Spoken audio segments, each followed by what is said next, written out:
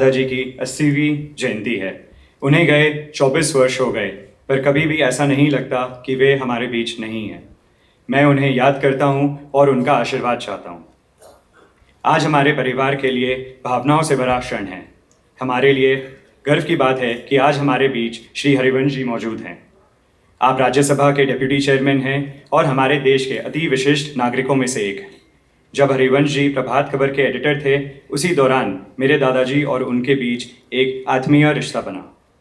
उनकी जर्नलिज्म ने समाज का मार्गदर्शन किया। हरिवंश जी ने अपने भावों, विचारों, सिद्धांतों और सिंप्लिसिटी से लोगों का दिल जीता है। दादाजी उन्हें बेहद मानते थे।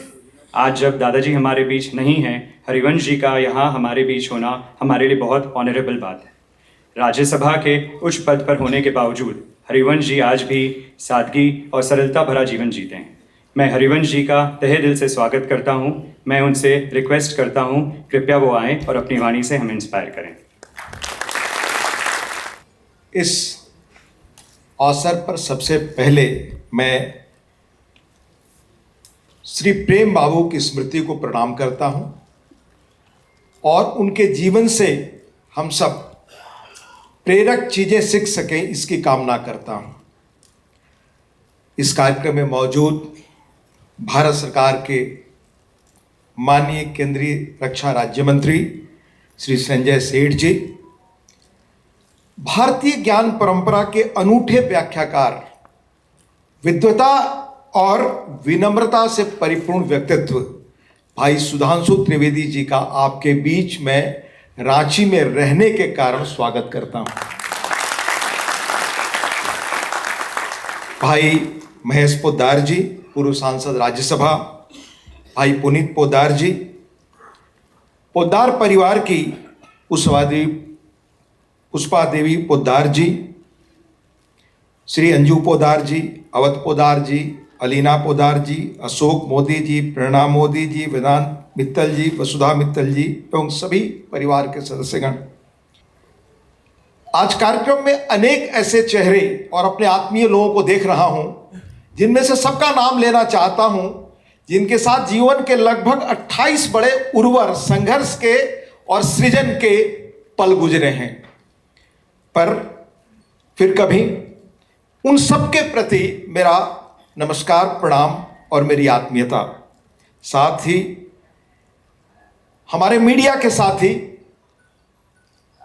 और इस समारोह में उपस्थित अन्य सभी मित्रगण, झारखंड के बारे में कहावत है कि इसके कण कण में सृष्टि और प्रकृति का राग है। यहां बोलना और चलना भी संगीत का प्रतीक है। इस सावन माह में बाबा भोलेनाथ की जिस धरती पर पुनः मैं आपको बताऊं कि जो आज हमारी भारतीय मनीषा के सबसे बेस्ट, सबसे श्रेष्ठ व्याख्याकारों में से है, उनका दोबारा मैं स्वागत कर रहा हूं, सुधांशु जी का। उनकी कुछ बातें मैं कहना चाहूंगा इस कारण भी कि आप जानते हैं कि संसद में होने की वजह से संसद सत्र में बाहर निकलना कितना कठिन और चुनौतीपूर्ण होता है। हमारे अनेक लोग जो संसद से जुड़े हैं, भाई संजय जी हैं, वो समझ रहे होंगे। उसके अतिरिक्त उन पर रोज आप देखते हैं देश विदेश से लेकर चैनलों का, बाकी चीजों का विचार रखने के लिए कितना दबाव होता है। इसके बावजूद वह समय निकाल सके, इसके लिए भी उन्हें बहुत धन्यवाद। हमारे यहाँ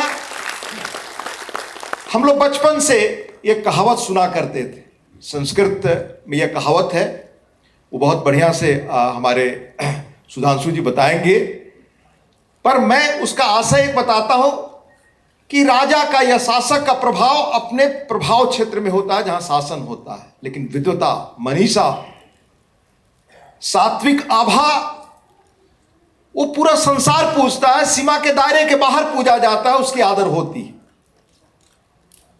इसी तरह आज उनकी प्रतिभा का आदर देश में राज्यों की सीमाओं की तरफ और बाहर भी उसी रूप में है। आपने प्रेम बाबू के बारे में उनका जीवन वृत्तांत देखा। कम उम्र में व्यवसाय से जुड़े और कैसे सेंट जेवियर कॉलेज से लेकर red cross society, chamber of commerce, अनेक ऐसी संस्थाएं जो लोक कल्याण के काम में लगी हुई थी, समाज कल्याण के काम में लगी थी, जो दूसरों के परोपकार में लगी हुई थी, उनसे वो जुड़े और किस रूप में बैक टू सोसाइटी, जो आज दुनिया में एक नारा चलता है, गिव बैक टू सोसाइटी, ये हमारे भारतीय सभ्यता और संस्कृति में अंग रहा है। उस परंपरा को उन्होंने कैसे समृद्ध किया और आगे बढ़ाया। उनके संस्कारों का, अच्छे कामों का ही असर है कि आज पुनीत पोद्दार जी और पोद्दार परिवार के लोग उनके मूल्यों का अनुसरण कर बेहतर तरीके से अपनी पहचान बना रहे हैं और अपने काम को आगे बढ़ा रहे हैं। मैं एक चीज सिर्फ प्रेम बाबू के बारे में कहना चाहूंगा। उनके जीवन का वो पल जो मुझे सबसे मेरी स्मृति में याद रहता है, उन्हें पता चल गया कि उन्हें यह बीमारी है, इसके बावजूद जीवन को जिस उत्साह, ऊर्जा और जो कहते हैं कि मृत्यु से साबका करते हुए जिया और जिस साहस से जिया, वो सबसे प्रेरक क्षण है। और मुझे इसलिए भी उसकी स्मृति रहती है कि जब मैंने जीवन के आरंभ में बंबई से काम शुरू किया तो एक बड़े मशहूर व्यक्ति, तब यह अविभाजित बिहार था, अविभाजित बिहार के बड़े शीर्ष के नेता और 42 के आंदोलन के नायक रामानंद तिवारी जी को कैंसर हुआ। उन्हें मुझे याद है एडमिट कराने के लिए, क्योंकि तब एडमिट कराना भी टाटा कैंसर हॉस्पिटल में कितना कठिन होता था। माननीय मोरारजी देसाई खुद आए थे, क्योंकि वो सांसद भी थे, वो मुख्यमंत्री रहे, बड़े शीर्ष के नेता थे और 42 की आज़ादी की लड़ाई में उनकी बड़ी भूमिका थी।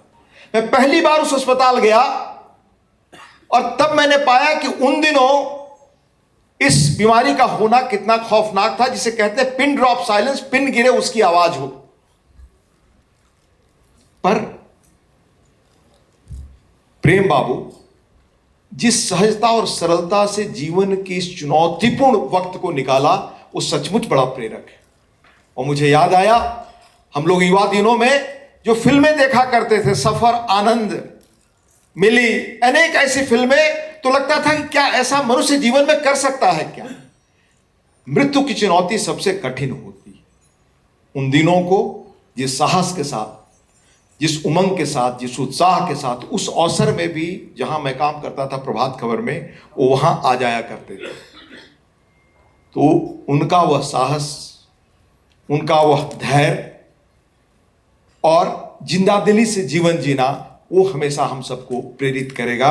मुझे याद है कि उनके न रहने पर उनके परिवार के लोगों ने जो आयोजन किया, तो सबसे महत्वपूर्ण बात जो हम लोगों ने उनके गुणों में पाया, अन्य सभी गुणों के साथ यह विलक्षण उनमें साहस था कि कठिन परिस्थितियों में भी कैसे चीजों को हम आगे ले जा सकते हैं, वो सकारात्मक ढंग से सोचने की प्रवृत्ति। दूसरी महत्वपूर्ण चीज,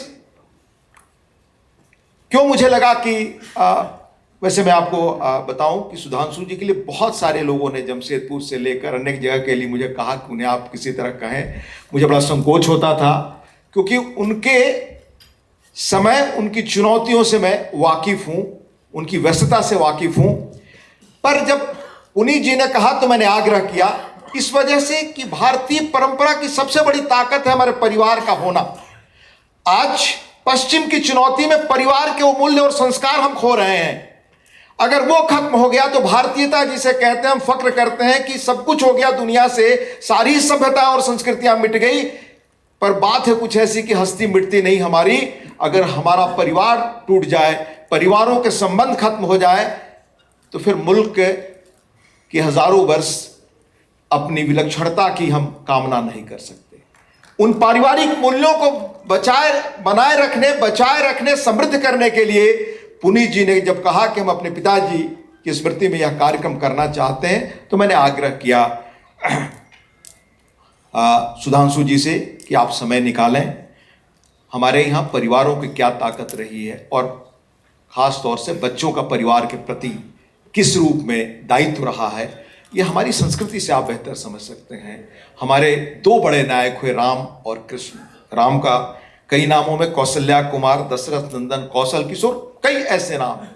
और इसी रूप में आप कृष्ण को भी देखेंगे, अनेक नाम, मां से भी जुड़ा। तो यशोदा नंदन से लेकर नंदन लाल, देवकी नंदन, दक्षिण भारत में तो अपने पिता और गांव के नाम, पुरखों का नाम अपने नाम के साथ जोड़ने की प्रवृत्ति है। हमारे यहाँ कहा भी गया है, संस्कृत में एक श्लोक है जिसका अर्थ है पिता ही धर्म है, पिता ही परम तप। पिता प्रसन्न हो जाए तो पूरे देव और सृष्टि प्रसन्न हो जाते हैं। माता के बारे में है, मनुष्य के लिए उसकी माता सभी तीर्थों के समान, तथा पिता सभी देवताओं के समान पूजनीय है।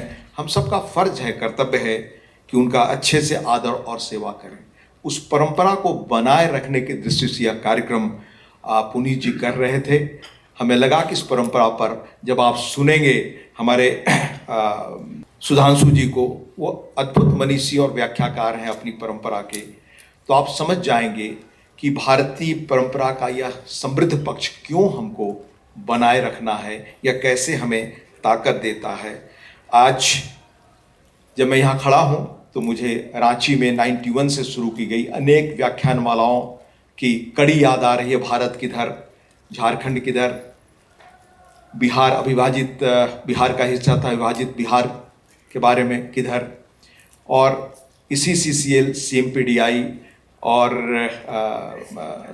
हाँ, इन्हीं दो कम से कम हॉलों में अधिकतर कार्यक्रम हम लोगों ने किए, जिनमें देश और दुनिया के एक से एक विशिष्ट लोग आए, जिसमें पूर्व प्रधानमंत्री चंद्रशेखर जी, पूर्व राष्ट्रपति भैरव सिंह शेखावत जी, नामवर सिंह जी, रूसी Modi, Govindacharya, Dattopant Thengadi, Javed Akhtar, Nida Fazli, Kishan Patnaik, justice, chief justice रहे और ह्यूमन राइट्स के अध्यक्ष थे उस वक्त रंगनाथ मिश्र जी, कॉमरेड विनोद मिश्र, सीताराम येचुरी, SP सिंह, प्रभास जोशी, योगेंद्र यादव लंदन से आए थे हम सबके लिए, कैम्ब्रिज से सत्येंद्र नाथ श्रीवास्तव, बहुत बड़े चिंतक और लेखक। उसी कड़ी में आप पाएँ हमारे आज जो अतिथि हैं सुधांशु जी, उनका वो यादगार व्याख्यान होगा और आप बहुत इनसे इंसाइट्स पा सकेंगे। मैं आज जब इस अवसर पे खड़ा हूँ तो मैं उम्मीद करता हूँ कि उन मूल्यों और संस्कारों के बारे में, भारतीयता और भारतीयता के सत्व के बारे में जो आप सुनेंगे वो हम सब अपने जीवन में अपना सकेंगे। मैं उनका व्यक्तिगत आभार प्रकट करते हुए पुनः कहना चाहूँगा कि इस कार्यक्रम के आयोजन के लिए जिस रूप में लगातार दिल्ली 2-3 बार आए गए पवन कनोई, जो बड़े सामाजिक कामों में लगे रहते हैं, उनका भी मैं उल्लेख करना चाहूँगा। इन सबका सबकी जिजीविषा थी, सबकी इच्छा थी, अदम्य इच्छा थी कि हम लोग भाई सुधांशु जी को आज सुने। वो आपके बीच मौजूद हैं, आज आप उन्हें ही सुने। फिर कभी बहुत बहुत धन्यवाद।